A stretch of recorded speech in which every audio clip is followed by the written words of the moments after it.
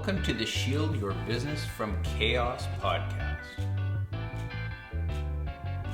where there's no building, no people, no third-party suppliers, and no systems all combined to create Chaos the Dragon, which is battled by King Phoenix and his shield. Hi, this is Roswitha with KISSBCP podcast. With me is Skip Williams, and today we are going to talk about your threat risk assessment, or TRA. Hi, Roswitha. It's Skip Williams here, co-founder of Kingsbridge. And welcome to the Kingsbridge BCP podcast. And I look forward to talking about TRAs and our threat risk assessments today. Yes, this assessment. I always get the threat risk assessment and the business impact analysis, the A part of it. I always get those two mixed up. There's too many acronyms in business continuity, as we have certainly discussed. There are. We are going to cover BIA in more detail on our next podcast, but for today, we're going to focus primarily on your TRA, what it is, what it isn't, and how to do it most effectively. We're going to go through those three sections, and we look forward to sharing some insights with you. Hope you find them valuable. I look forward to it. TRAs. Let's start with what they are not, because I think that's the best way to get to the scope of what it really is, because it's part of that alphabet soup and people have different ideas. They sometimes conflate it with risk management, which it's adjacent to, but not really part of. So let's start by what it isn't. What it isn't. It isn't a catch-all for every possible latest news blip you've seen go by that all of a sudden you view as, I must have a plan for this. That is a great synopsis. We can stop that part of the conversation right there, I think, because that really is the major problem is TRAs really suffer from scope creep, I think, in the vast majority of companies. And you're absolutely right. It's not a catch-all. So that means that when there's a news item about a particular type of, let's just say, natural disaster, and your company and all of its locations don't operate anywhere near that particular disaster, you can safely leave it out of your scope. Yeah. That's kind of like the first layer off of it. The second thing is that we really don't need to be planning for the zombie apocalypse. And there's other things that kind of fall into that same category that are extremely unlikely. Now, what would be, just as an example, of a threat that you find commonly included in a company's TRA, like if they've already done one before you're engaged, that you think doesn't belong on the list? Like, what's the top one that people want to add that's not really important most of the time or at all? You took it with zombie apocalypse. That's the number one that, like, it's funny that the two things, we're open to discuss every threat possible, because you know what, I remember there was one way back that we used to include, which was ice flows and shipping lanes. And that was always one that came up, and people were like, what is an ice flow and a shipping lane? That has nothing to do with, what we do. And I said, well, that's fine. You're a credit union in LA, so ice flows and shipping lanes have nothing to do with you. But if you're a manufacturing company that has like either their receiving port or their supplier port in a place that does get ice, there can be ice in the shipping lanes, and it actually has an impact. And just because you're a manufacturer in Texas doesn't mean that it's not going to be an issue. But we haven't seen that one very frequently recently, because I don't know why, but the zombie apocalypse is one that people always want to add. And then the other one so it's like, no, we will not accept the zombie apocalypse as a custom threat. No. And the second one that we outlaw whenever we're doing a TRA is the what if scenario, because you can what if any incident, even a sunny day. You can what if it to the like Armageddon of the planet. And it's like, No. There's no. You're right. It's sunny today. Yeah, but what if it's sunny for a week? What if it's sunny for a month? What if it's sunny for the entire year? You're like, oh, God, we don't live in Arizona. It's not that big a deal. And so those are the two things we are like, no, you cannot what if this, and you cannot zombie apocalypse this. That's absolutely great. That's a perfect answer. We'll be back with that solution after a brief message from our sponsor, KISSBCP. Use King Phoenix and Shield with its mapping, its dashboards, its permissioning, its dependency mapping, and its automatically redacted plans to shield your business from chaos. KingsBridgeBCP.com. All right, so now that we've talked about what we should leave out of our TRA, let's talk about some things that we should include. And then maybe we'll be able to touch on a couple things that are frequently overlooked. So we have the obvious weather disasters for a particular location. Yeah. Now, is it important to distinguish between a snowstorm and an ice storm if you live and work in the Northeast? Generally not. I think those are so similar that I wouldn't necessarily break them out for any reason. They both have the potential impact of people not being able to get to work, not having power, power lines down over roadways, and other types of similar things. So for me, and I'm sure for you, those are so similar that we wouldn't break them out. What would you say are some kind of more, I want to say more normal threats that we should be considering? Because I know there's some that people generally overlook. It's so, well, I shouldn't say it's so geographic specific, but it kind of really is. Because like I'm in Ottawa, Ontario, Canada, so I'm in the Northeast. So ice storms, yeah, I know all about those. Snowstorms, I know all about those. But like Roswitha said, is that it's something that we're totally expecting, used to, can handle snow plows, snow blowers, everything like this. Roswitha's in Houston. You don't get snow, really. If you do, the state shuts down like it did Pretty a few much. years ago. Yeah. Looking at the weather that you guys were dealing with then, if you took that weather and you brought it here, we're like, oh, that's cute. That's like October, maybe November, and we're totally used to it. It's not a big deal.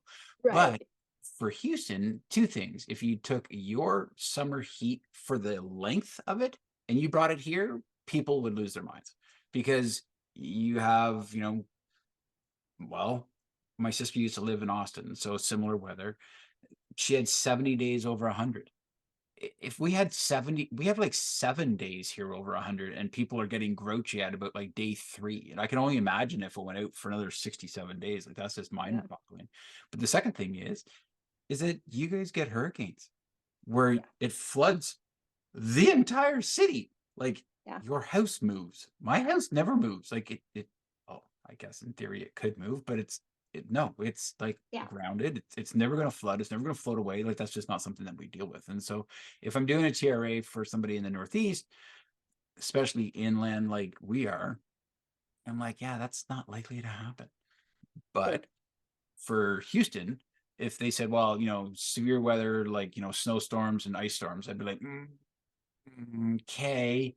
But what we do in that case is that we look back at the history books and go, okay, so how many times has this actually happened? And so you look at Houston and maybe it's 10 times in the past 15 years. You're like, okay, that's often enough. Maybe we'll look at it. But if it's 10 times in the past 150 years, we're like, okay, well, really, we're not going to plan for that. And that touches on something more specific to the TRA, which is probability, which is important also to factor in it. It's exactly what you just said explains that perfectly. I should have probably phrased my question a little differently, because the weather ones are kind of the easy ones in a way. But I'll comment one thing about hurricanes before we move on. And that is that now there've been a half a dozen major storms in Houston in the past 15 plus years.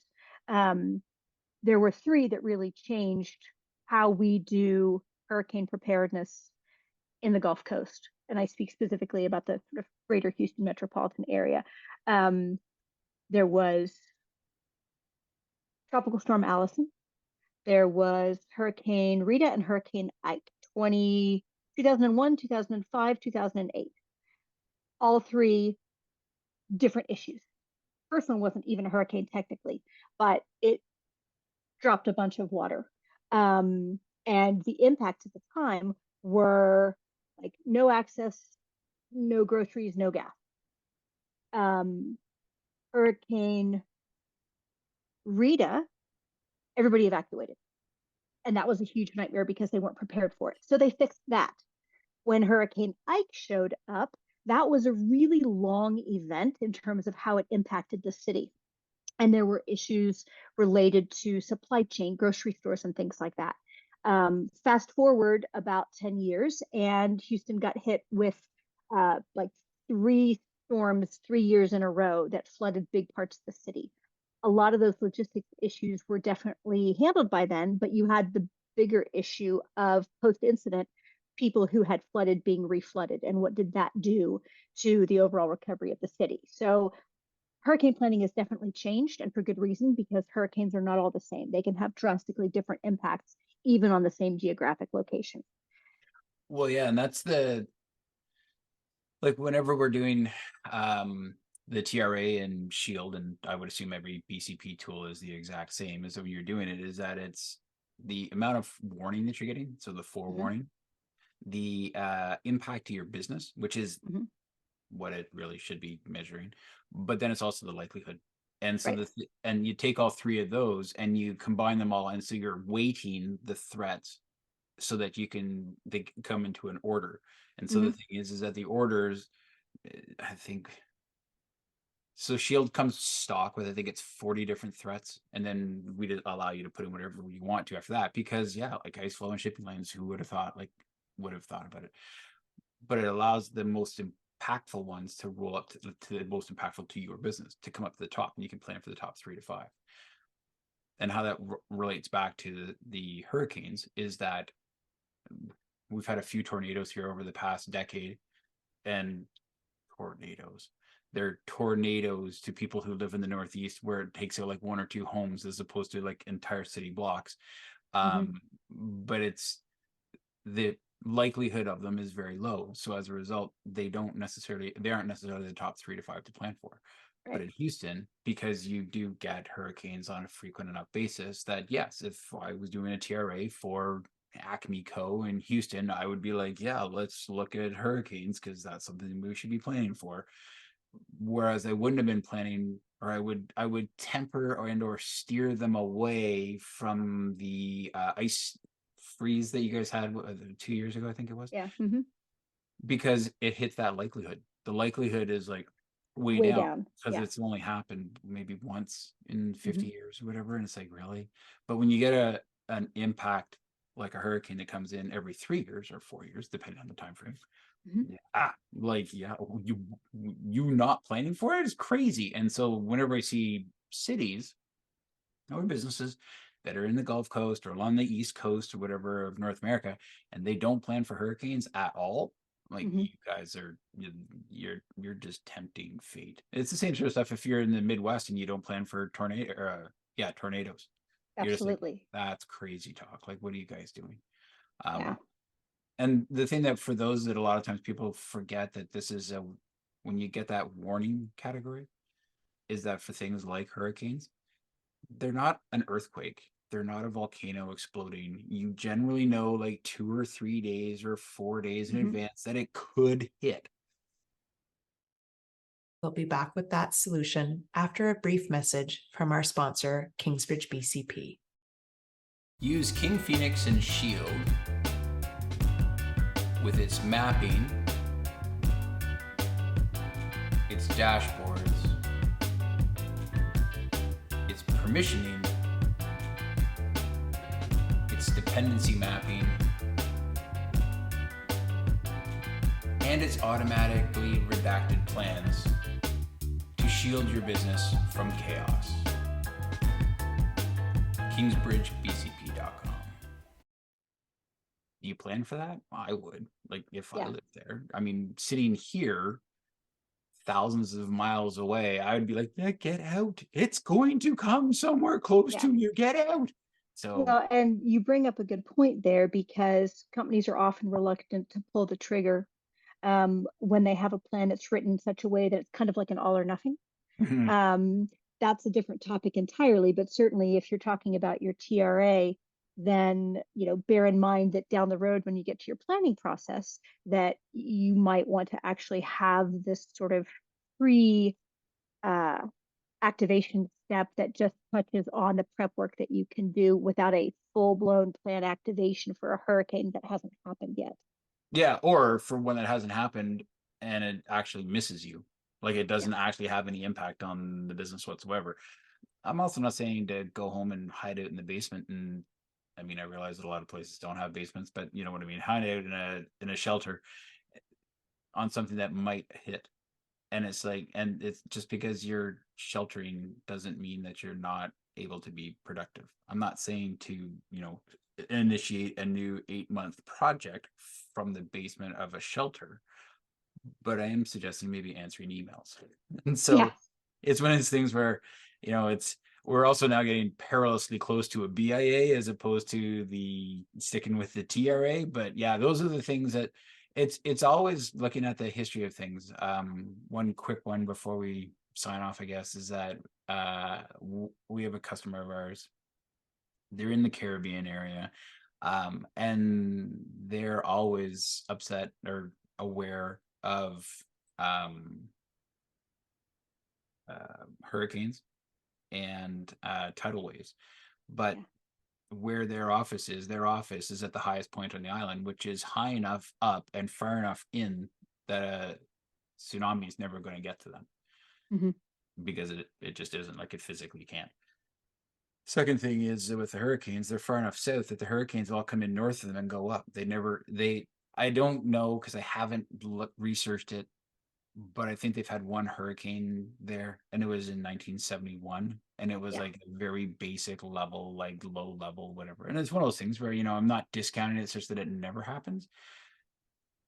But 1971 was 2 years before I was born, and I'm going to be 50 in a month. It's one of those things where it's like, you don't bother planning for those because No. it's the frequency of Yeah. that is so low. So Yeah, if it's on your list, it goes way down in probability to where it's not something that you plan for. right. So before we sign off, Mhm.